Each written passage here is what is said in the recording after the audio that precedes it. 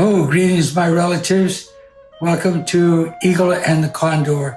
And today, July the 2nd, we have a very special program to you on the damages of extractive industries, that is the oil industry, gas and oil, lithium extraction, all these proposals. This is a very important video I'd like for you to see. It's called Homeland, and it focuses on four particular speakers from four different regions within the United States who are experiencing these very effects by the oil and gas industry encroaching on their lands and mining industries, and without the consent of the tribal peoples.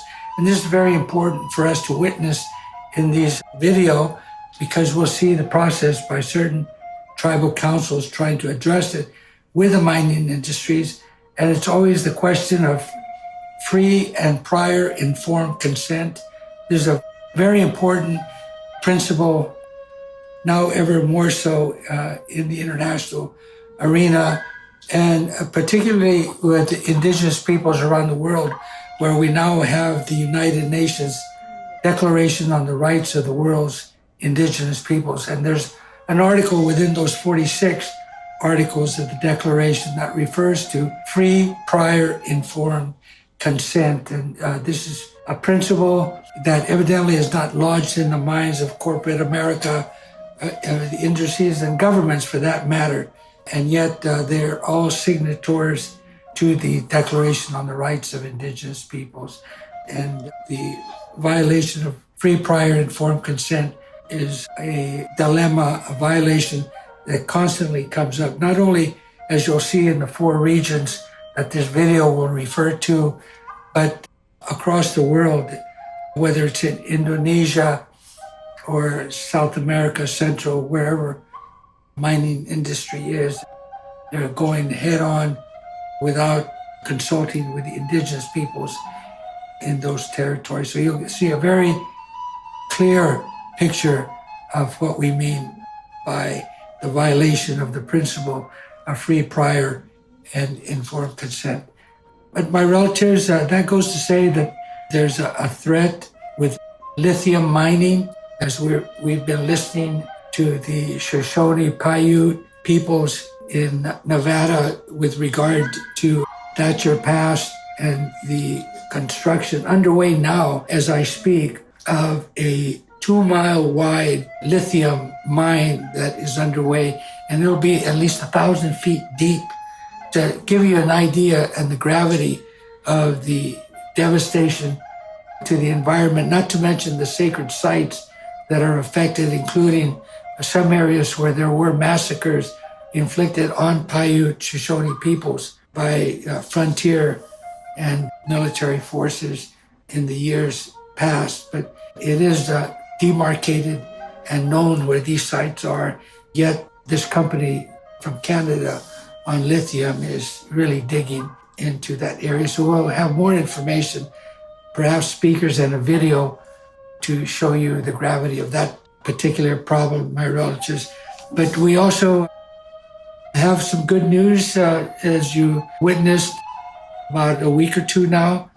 The U.S. Supreme Court has rendered a positive decision with regard to the Indian Child Welfare Act. It's a federal law that went into effect 1978, and from day one, it's been under attack. It's been before the Supreme Court several times, and once again, it's withstood another assault. We're talking about child protection for the future of Indian peoples in this country, and more importantly, it's a sovereignty question altogether with regard to Indian children and the relationship that they have with the U.S. government, particularly those that hold treaties with the United States government. So a big thumbs up for that. The vote, by the way, was 7-2, and the two that objected or opposed, Clarence Thomas and Samuel Alito. And I have to say, drop you a little bit of news there, that 2 of the 7 U.S. Supreme Court justices, namely Justice Barrett, has adopted 2 children, and Justice Roberts has adopted 1 child.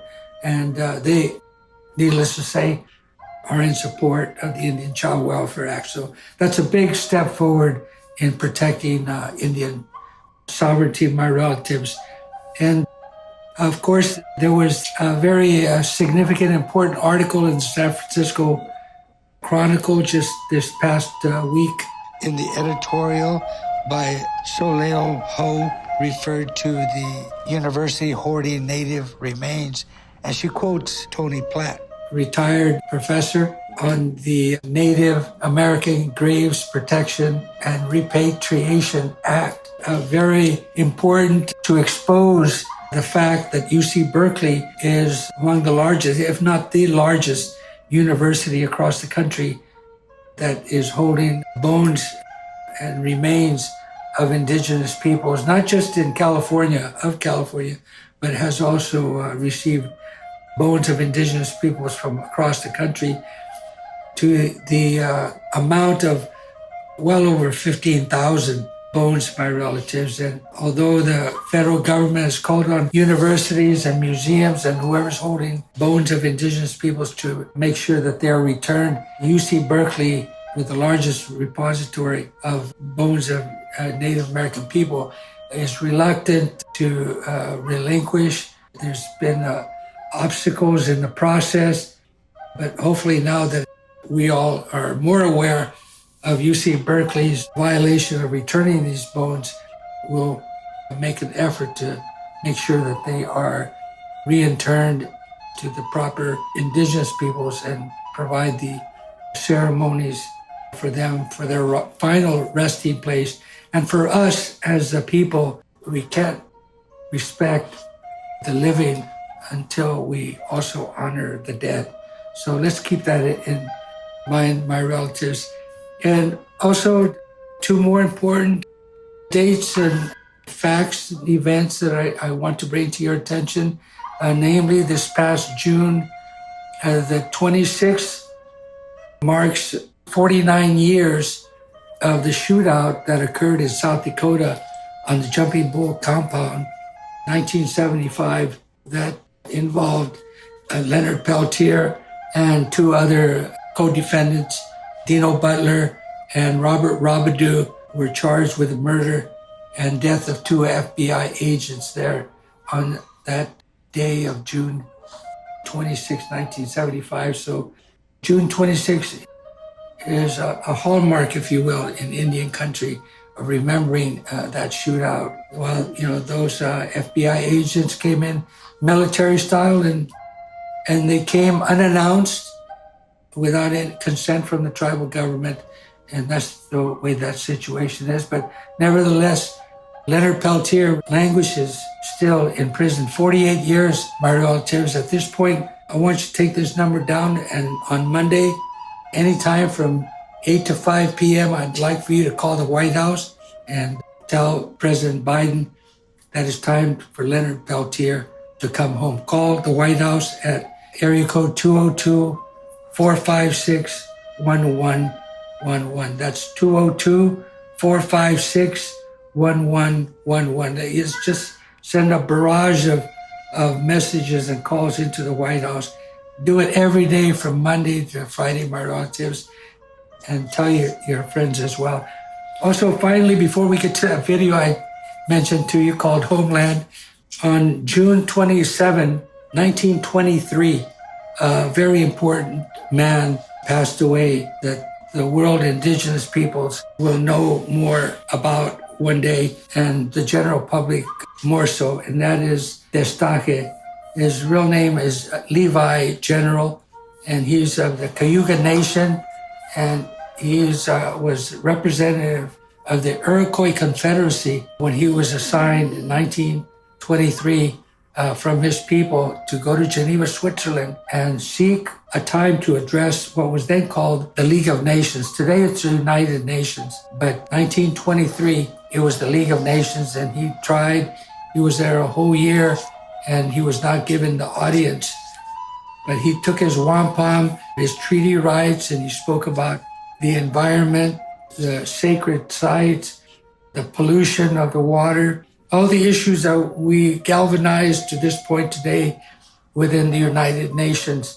This man, Destaque, was there in Geneva and paved the way to where we are today in the United Nations. Indigenous peoples today in the United Nations has the largest body of attendance for conferences and meetings, and the UN bodies and specialized agencies, they all have Indian people now at the top of their list, and reinforced with the General Assembly having adopted the Declaration on the Rights of the World's Indigenous Peoples in 2007.